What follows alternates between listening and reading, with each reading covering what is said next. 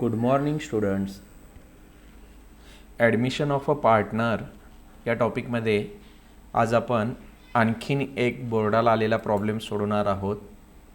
तुमच्या स्क्रीनवर तो प्रॉब्लेम आलेला आहे. Sona and Rupa are the partners in a business sharing profits and losses in the ratio of 2:1. हा रेशो दिला आहे 2:1. हा त्यांचा ओल्ड रेशो आहे. Their balance sheet as on 31st March 1995 is as follows. Balance sheet दिलेली आहे. Liability side capital account. Capital account तयार करतोय. त्या कॅपिटल अकाउंटच्या बायला ब्रॉट डाऊन करतोय. त्यामुळे कॅपिटलला येईल by balance brought down. Creditors bills payable हे लायबिलिटीज आहेत, त्यामुळे ते एलला येतील. आणि रिझर्व्ह फंड अगोदर सांगितल्याप्रमाणे reserve fund, profit and loss account, general reserve हे कॅपिटलच्या क्रेडिटला ओल्ड पार्टनर्सना इथं वाटायचं. ओल्ड पार्टनर्सना ओल्ड रेशोमध्ये डिस्ट्रीब्यूट करायचं. त्यामुळे इथं लिहा capital credit. Next cash at bank. Cash at बँकसाठी आपण आपल्या उत्तरामध्ये एक बँक अकाउंट तयार करणार आहोत. त्याच्या डेबिटला ही रक्कम ब्रॉट डाऊन करणार आहोत. त्यामुळे 2 ब्रॉट डाऊन. आणि बाकी सर्व बिल्स, रिसिवेबल, डेटर, स्टॉक, फर्निचर, मशिनरी हे सर्व काय आहेत? असेट्स. त्यामुळे त्याला मी ए लिहिलेलं आहे. Next they admitted Kanchan on 1st April 1995 as a partner on the following terms. First adjustment, Kanchan will bring ₹15,000 as her capital. कांचननं 15,000 रुपये तिचं कॅपिटल आणलेलं आहे. 15,000 रुपये कॅपिटल आणल्याची entry cash account debit to C's capital account. Cash account debit to C's capital account. And ₹6,000 as goodwill for 1/4 share in profit. आणि तिचा 1/4 share आहे. त्याचबरोबर 6,000 हे गुडविल आणलेलं आहे. आता आपण थोडं गुडविलमध्ये येऊया. गुडविलच्या मेथड्स 3 आहेत. Bring in cash, goodwill raised opened आणि goodwill raised and written off. याच्यामध्ये या प्रॉब्लेममध्ये जर तुम्ही पाहिलं तर इथं रेज्ड ओपनड शब्द आलेले नाही आहेत आणि गुडविल आणलेलं आहे असं रोख दिलेलं आहे. त्यामुळं इथं गुडविलचा पहिला प्रकार येतो ब्रिंग इन कॅश. आणि जेव्हा गुडविलचा ब्रिंग इन कॅश पहिला प्रकार असेल, मेथड नंबर 1 असेल, तेव्हा 2 एंट्रीज येतात. एक एंट्री ते कॅश टू गुडविल आणि दुसरी entry goodwill to A's capital, B's capital. त्यामुळं आपण इथं लिहिणार आहोत गुडविलची entry cash to goodwill, goodwill to A's capital, B's capital. 6,000ची एंट्री. पहिली एंट्री कॅश टू गुडविल, दुसरी goodwill to A's capital, B's capital. आता हे कोणत्या रेशोमध्ये डिस्ट्रीब्यूट करायचं गुडविल? इथं 1/4 शेअर दिला आहे पहा. रेशोचे 2 प्रकार आहेत. If sacrifice ratio is not given आणि second if old and new ratio is given. या सेकंड मेथडमध्ये काय होतं, त्यांचा ओल्ड रेशो दिलेला असतो आणि त्याचबरोबर प्रॉब्लेममध्ये न्यू रेशो पण दिलेला असतो. The new profit sharing ratio is equal असं दिलेलं असतं. आणि पहिल्या मेथडमध्ये काय होतं, फक्त ओल्ड रेशो दिलेला असतो आणि त्याचबरोबर न्यू पार्टनरचा एक रेशो दिलेला असतो. सेम कंडिशन या प्रॉब्लेममध्ये पण आहे. इथं ओल्ड रेशो 2:1 आहे आणि न्यू पार्टनरचा रेशो 1/4 आहे. याचा अर्थ हा रेशोचा पहिला प्रकार आहे, म्हणजे हा R1 आहे. आपण प्रॉब्लेममध्ये येऊया आणि इथं सुरुवातीला आपण लिहिलेलंच आहे हा रेशोचा पहिला प्रकार आहे R1. आणि गुडविलचा पण पहिला प्रकार आहे ब्रिंग इन कॅश. गुडविलचा प्रकार पहिला असेल. आपण हे का ठरवलं? कारण जर रेशोचा प्रकार पहिला असेल तर गुडविल ओल्ड रेशोमध्ये वाटायचं आहे. त्यामुळे ही डिस्ट्रीब्युशनची एंट्री ओल्ड रेशोमध्ये होणार आहे. Goodwill account debit to A's capital, B's capital ही ओल्ड रेशो. ओल्ड रेशो 2:1 आहे. त्यामुळे या 2:1 मध्ये हे डिस्ट्रीब्युशन होणार आहे. 2:1 या रेशोमध्ये हे गुडविल डिस्ट्रीब्यूट करायचं आहे. Next number 2, 50% of the amount of goodwill will be withdrawn by old partners. हे सेंटेन्स किंवा ही ॲडजस्टमेंट खूप महत्त्वाची आहे. ही ॲडजस्टमेंट फक्त आणि फक्त पहिल्या मेथडमध्येच येते. गुडविल विथड्रॉन बाय पार्टनर्स इथं आहे पहा. सेकंड मेथडमध्ये पण नाही आहे, थर्ड मेथडमध्ये पण नाही आहे. थर्ड मेथडमध्ये हे रिटर्न ऑफ आहे, विथड्रॉन नव्हे. जुने भागीदार गुडविल विथड्रॉन केव्हा करू शकतात, जर ते ब्रिंग इन कॅश असेल तरच. त्यामुळे इथं पुन्हा कन्फर्म होतं ही मेथड नंबर 1च आहे गुडविलची. ठीक आहे. विथड्रॉनची एंट्री येते A's capital account debit, B's capital account debit to cash account. त्यामुळं इथं विथड्रॉनची एंट्री लिहिलेली आहे A's capital account debit, B's capital account debit to cash. या ॲडजस्टमेंटमध्ये अमाऊंट दिली नाही आहे. अमाऊंट 50% कॅल्क्युलेट करायची आहे. त्यांना जे गुडविल आपण डिस्ट्रीब्यूट करणार आहे त्याच्या 50% त्यांनी विथड्रॉ केलेला आहे. आपण प्रॉब्लेम सोडवताना आपण ह्याच्यामध्ये बघूया हे कसं कॅल्क्युलेट करायचं 50%. Next, stock and machinery are to be depreciated. Adjustment आहे डेप्रिसिएशन. डेप्रिसिएशन असेटला आपण मायनस करतो आणि डेप्रिसिएशन आपला लॉस आहे. लॉस असल्यामुळे तो डेबिटला. डेबिटला कुठं, इथं आहे पहा. हे डेबिट साईड आहे P&Lची. डेबिट साईड म्हणजे आपला हा तोटा आहे आणि क्रेडिट साईड म्हणजे आपला हा फायदा आहे. ठीक आहे. त्यामुळे इकडे डेबिट साईडला आपण ते रेकॉर्ड करणार आहोत. त्याची टिक मार्क करा स्टॉक अँड मशिनरीला. मी हायलाईट केलेलं आहे ऑलरेडी स्टॉक आणि machinery. Next, RBDD is to be maintained at 5% on debtors. RBDD, RDD किंवा रिझर्व फॉर बॅड डेप्ट्स किंवा reserve for bad and doubtful debts, RBDD. याचा इफेक्ट आहे हे मायनस करतात असेटला आणि तो आपला खर्च असल्यामुळं आता हे डेबिटला येणार का क्रेडिटला येणार हे आपण थोडंसं पेंडिंग ठेवूया. प्रॉब्लेममध्ये बघूया याचा सेकंड इफेक्ट कुठे येतो. त्याची टिकमार्क करा डेटर्सला. डेटर्सला टिकमार्क होईल. Next, building is to be appreciated by 20%. डेप्रिसिएशनच्या opposite appreciation and furniture is valued at ₹5,000. ॲप्रिसिएशनचा इफेक्ट इज डेप्रिसिएशनचा इफेक्ट ए मायनस डेबिट आहे. ॲप्रिसिएशनचा इफेक्ट ए प्लस क्रेडिट येईल. आणि फर्निचर व्हॅल्यूड ₹5,000. फर्निचरची अमाऊंट किती आहे, फर्निचर आहे 4,750, 4,750. 4,750चं फर्निचर ₹5,000 झालं, व्हॅल्यूड झालं ₹5,000. याचा अर्थ वाढलेला आहे. वाढलेला आहे म्हणजे ॲप्रिसिएशन. त्यामुळे याचा पण इफेक्ट सेम येईल, ए प्लस क्रेडिट. हा झाला इफेक्ट. बिल्डिंग आणि फर्निचरला टिकमार्क करा. बिल्डिंग आणि फर्निचर मी हायलाईट केलेलं आहे. Prepare P&L adjustment account, capital account आणि बॅलन्स शीट. आपल्याला 3च अकाउंट्स विचारलेले आहेत, म्हणजे 2 अकाउंट आणि 1 बॅलन्स शीट विचारलेले आहे. आपण आपल्या सोयीसाठी बँक अकाउंट तयार करत आहोत. म्हणजे P&L ॲडजस्टमेंट, कॅपिटल आणि बॅलन्स शीट तयार करायला सांगितलेले आहे. आपण आपल्या सोयीसाठी आपल्याला बँकचा बॅलन्स कॅल्क्युलेट करायला यावं म्हणून बँक अकाउंट तयार केलेला आहे. एक ब्लँक फॉर्मॅट तुमच्या स्क्रीनवर आलेला आहे. व्हिडिओ पॉज करून तुम्ही या पद्धतीने एक ब्लँक फॉर्मॅट तयार करा. P&L ॲडजस्टमेंट अकाउंट आहे, साधारणतः एक 8 ओळीचा पुरेसा आहे. त्याच्याखाली कॅपिटल अकाउंट अंदाजे एक 8-9 ओळीचा. त्याच्या पुढच्या पेजवर बॅलन्स शीट, याच्या डबल म्हणजे एक 16 ते 17 ओळीची बॅलन्स शीट. आणि इथं खाली जी जागा राहते 5-7 ओळी तिथंच बँक अकाउंट तयार करायचं आहे. कॅपिटलच्या बायला येईल बाय बॅलन्स ब्रॉट डाऊन, कारण कॅपिटलचा बॅलन्स क्रेडिट असतो. बँकच्या डेबिटला येईल टू बॅलन्स ब्रॉट डाऊन, कारण बँकचा बॅलन्स डेबिट असतो. कॅपिटलचा क्रेडिट असतो, बँकचा डेबिट. आणि बॅलन्स शीटच्या लायबिलिटीला आपण कॅपिटल मांडणार आहोत या तिघांचं, जेव्हा आपण न्यू बॅलन्स शीट प्रिपेअर करणार आहोत तेव्हा. त्यामुळं हे कॅपिटल अकाउंट सोना, रुपा अँड कांचन हे तुम्ही लिहिलं तरी चालेल. अशा प्रकारे एक ब्लँक फॉर्मॅट तयार करा.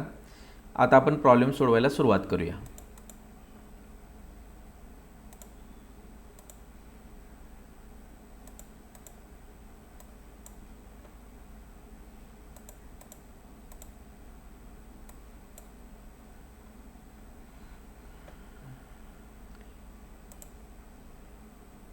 तुमच्या स्क्रीनवर फॉर्मॅट आलेला आहे. आता आपण प्रॉब्लेम सोडवूया. Capital account by brought down 25,000, 12,000. Capital तयार केलेलं आहे आपण. बायला येईल 25,000, 12,000 आणि कांचनच्या कॉलममध्ये डॅश. नेक्स्ट, हे लायबिलिटीज आहेत, क्रेडिटर्स, बिल्स, वेबल. याला टिकमार्क नाही आहे, त्यामुळे हे आहे असे आउटरला येतील. 28,500, 10,000 लायबिलिटीला.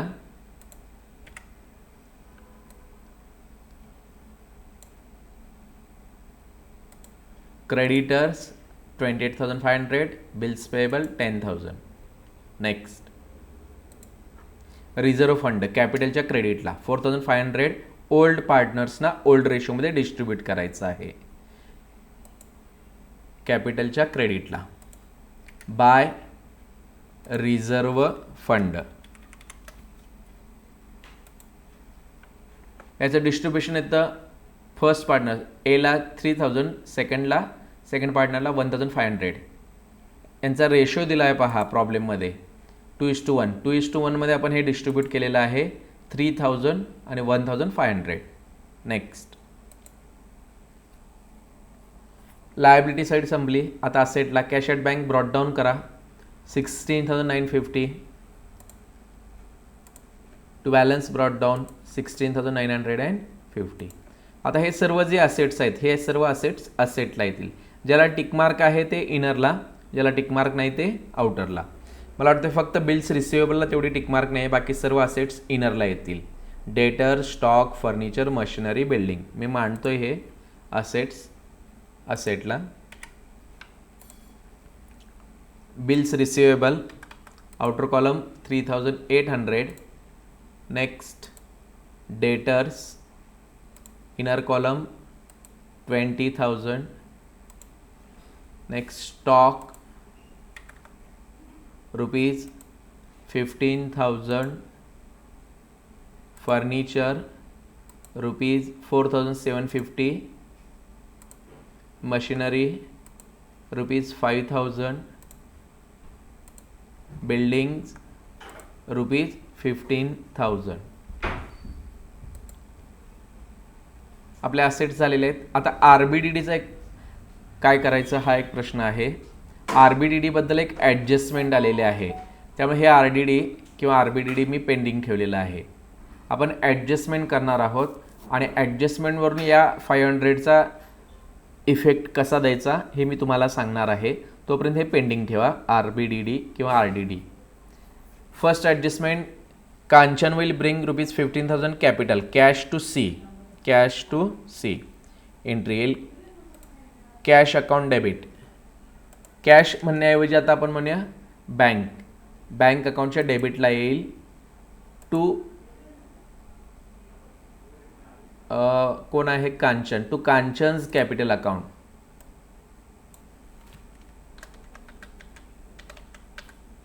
To Kanchan's capital account rupees 15,000. To Kanchan's capital account 15,000. एका अकाउंटच्या टूला दुसऱ्या अकाउंटच्या बायला म्हणजे कांचन कॅपिटल अकाउंटच्या बायला येईल बाय बँक अकाउंट. कोणत्या कॉलममध्ये येईल? कांचनच्या कॉलममध्ये येईल. इथं पहा हा सोनाचा कॉलम आहे रुपाचा आणि कांचनच्या कॉलममध्ये येईल 15,000. नेक्स्ट पहिल्या दोघांच्या कॉलममध्ये डॅश येईल.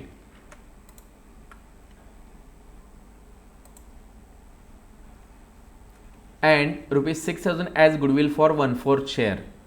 आता गुडविलच्या या दोन एंट्रीज ठरलेल्या आहेत. पहिली एंट्री कॅश टू गुडविल आणि दुसरी entry goodwill to A's capital B's capital. ही ओल्ड रेशो म्हणजे 2:1 मध्ये आपण डिस्ट्रीब्यूट करायचं आहे. पहिली एंट्री करूया cash to goodwill. Cash account debit. Cash म्हणजेच आपला bank account debit to goodwill account rupees 6,000. आता याचा सेकंड इफेक्ट गुडविल अकाउंटच्या बायला, पण आपण गुडविल अकाउंट तयार केला नाही आहे. तुम्ही गुडविल अकाउंट तयार केला असेल तर गुडविलच्या बायला बाय बँक अकाउंट पोस्टिंग करा. Next entry goodwill account debit to A's capital B's capital.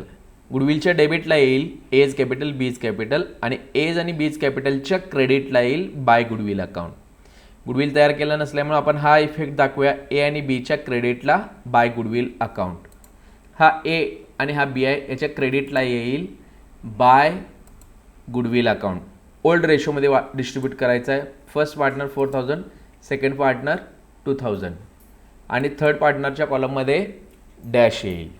Third पार्टनरच्या कॉलममध्ये डॅश. नेक्स्ट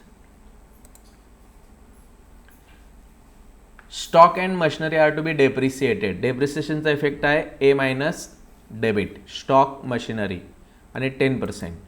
असेटला या स्टॉक हा करंट असेट आहे, त्यामुळे त्याला डेप्रिसिएशन न लिहिता डिक्रीज लिहा, लेस 10% डिक्रीज. आणि नेक्स्ट आहे मशिनरी, लेस डेप्रिसिएशन 10%. 10% कॅल्क्युलेट करायला खूप सोपं आहे. 15,000चे 10% 1,500, आउटरला 13,500. इथं 5,000च्या 10% 500, आउटरला 4,500. आता स्टॉकची किंमत कमी झाली आणि मशिनरीची पण किंमत कमी झाली, याचा अर्थ हा आपला काय आहे, तोटा. आणि तोटा आपण P&Lच्या डेबिटला रेकॉर्ड करतो, फायदा P&Lच्या क्रेडिटला. त्यामुळे हे डेबिटला येईल to stock account, to machinery account. To stock account 1,500, to machinery account 500. Next adjustment, RBDD is to be maintained at 5% on debtors.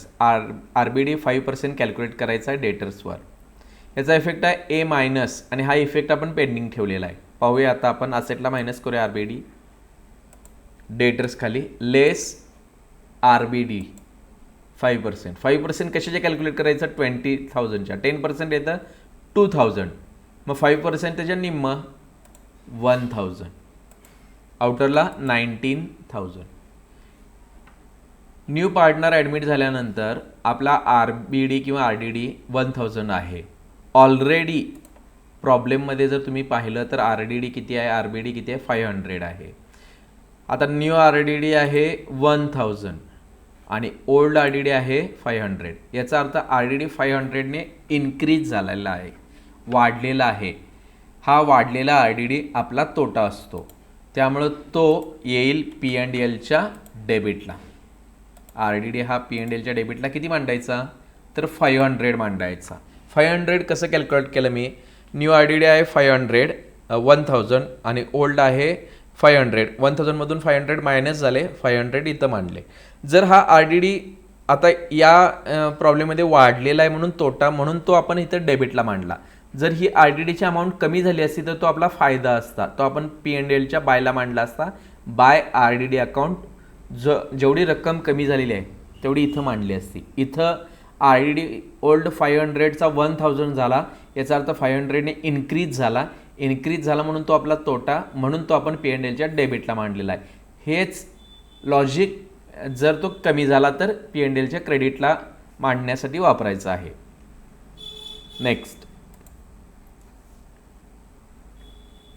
Building and building to be appreciated by 20%. Building appreciate करूया. डेप्रिसिएशनच्या बरोबर opposite ॲप्रिसिएशनची adjustment येते. Building add appreciate 20%. 15,000चे 20%, 3,000, total 18,000. आणि याच ॲडजस्टमेंटमध्ये आणखी एक आहे, फर्निचर व्हॅल्यूड ॲट ₹5,000. फर्निचरची किंमत 5,000 झाली. आता विद्यार्थी इथं चुकतात, इथं 5,000 मांडतात, इनरला 5,000 नाही मांडायचे.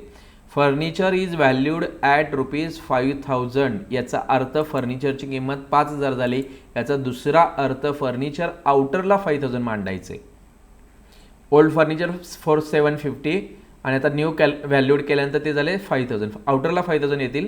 आता हे आपल्याला जर 5,000 करायचे असतील तर याच्यामध्ये ॲड करावं लागेल. किती ॲड करावं लागेल, 250. आणि ह्याला जे आपण ॲड करतोय, लेस करतोय त्याला म्हणायचं डेप्रिसिएशन, ॲड करतोय त्याला म्हणायचं ॲप्रिसिएशन. त्यामुळे इथे येईल प्लस ॲप्रिसिएशन 250. इथं 250 आपला फायदा झालेला आहे आणि बिल्डिंगमध्ये 3,000 आपला फायदा झालेला आहे. तो फायदा आपण P&Lच्या बायला रेकॉर्ड करणार आहोत. By buildings account, by furniture account, 3,250. Next,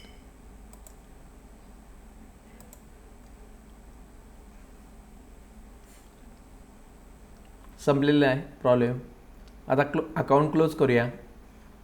इथं मगाशी मी सांगितलं होतं पेंडिंग ठेवा, तो आपण डेबिटला रेकॉर्ड केला आहे. पहा, P&Lच्या डेबिटला, कारण इथं आपला तोटा झाला होता म्हणून तो आपण डेबिटला रेकॉर्ड केला. ठीक आहे. आता अकाउंट क्लोज करण्याच्या स्टेप्स पहा.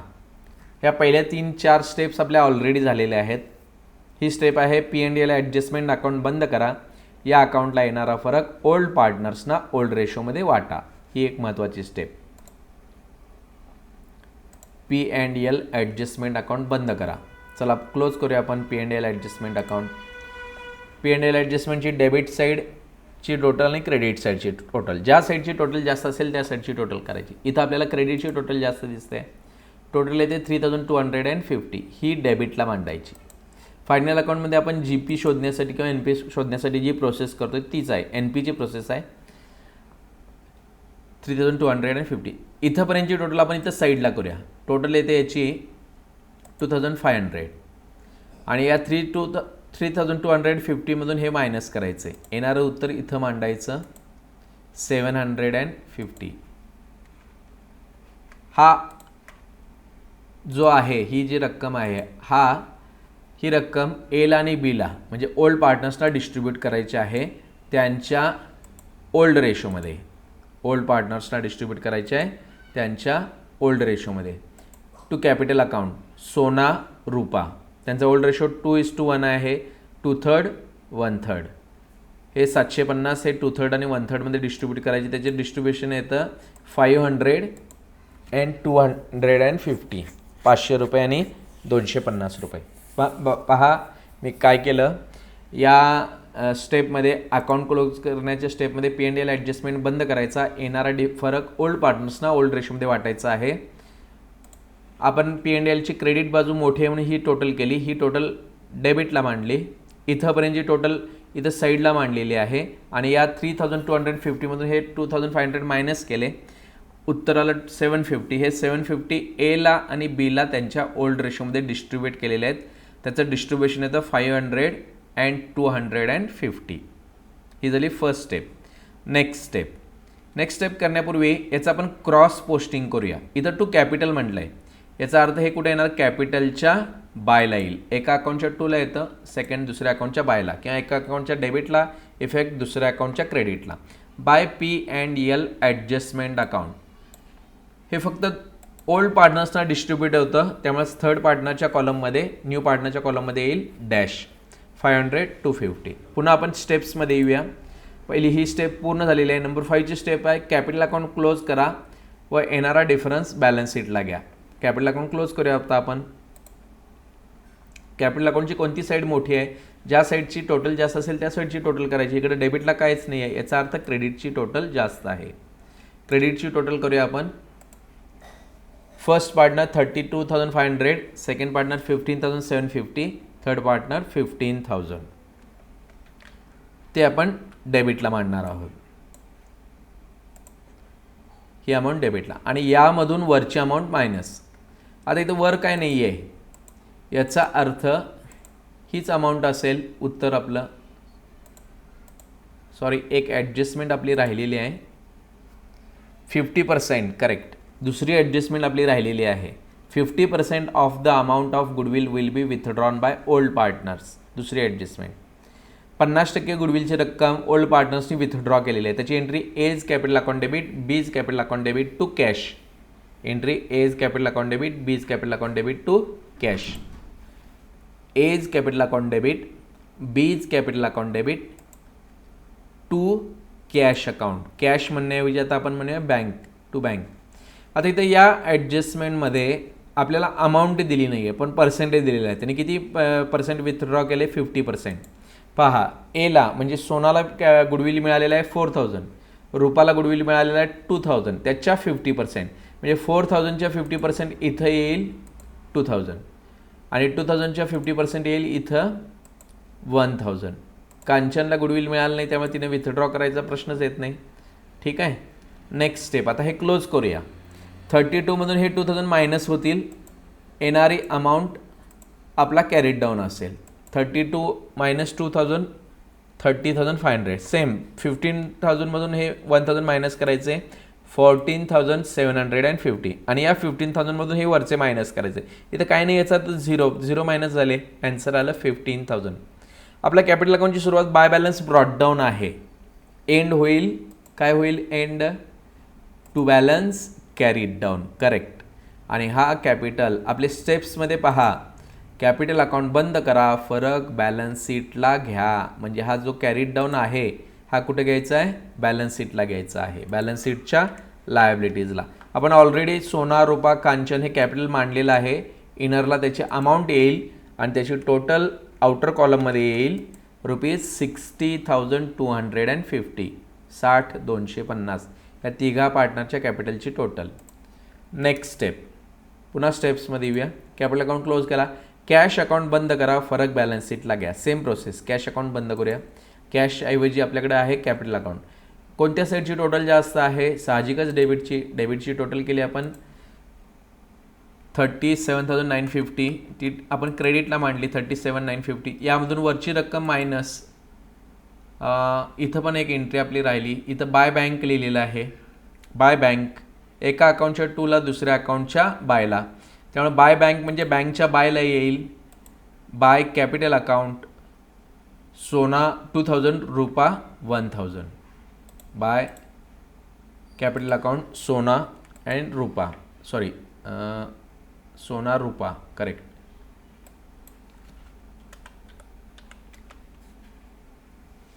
त्यांची अमाऊंट आहे फर्स्ट पार्टनर 2,000 आणि सेकंड पार्टनर 1,000. नेक्स्ट, या 37मधून हे वरचे मायनस करायचे. वर किती आहेत? 3,000 आहेत. हे मायनस होतील 37मधून आणि त्याचं आन्सर येतं 34,950. इथं by balance, sorry to balance brought down आहे, म्हणजे एंड काय होईल? By balance carried down end होईल 34,950. आपली स्टेप काय सांगते? कॅश किंवा बँक अकाउंट बंद करा, फरक बॅलन्स शीटला घ्या. आता हा फरक म्हणजे हा जो कॅरीड डाऊन आहे हा बॅलन्स शीटच्या असेटला येईल 34,950. बॅलन्स शीटच्या असेटला bank 34,950. Next steps, last step balance sheet tally येईल. आता आपण चेक करूया. आपण P&L ॲडजस्टमेंट क्लोज केला, कॅपिटल अकाउंट क्लोज केला आणि आता बॅलन्स शीट पण बँक अकाउंट क्लोज केलेला आहे. आता आपण बॅलन्स शीट क्लोज करणार आहोत. मी बॅलन्स शीटच्या पहिल्यांदा लायबिलिटीची टोटल करतोय.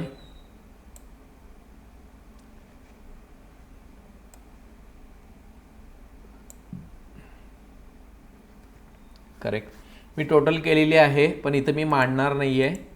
पाहूया तुमच्यापैकी कोणी टोटल करतं आहे का आणि त्याची कमेंट किती टोटल आले ते कमेंट बॉक्समध्ये तुम्ही टोटल लिहायचे आहे. बॅलन्स शीट किती रुपयाने टॅली आलेली आहे हे तुम्ही कमेंट बॉक्समध्ये लवकरात लवकर लिहायचं आहे.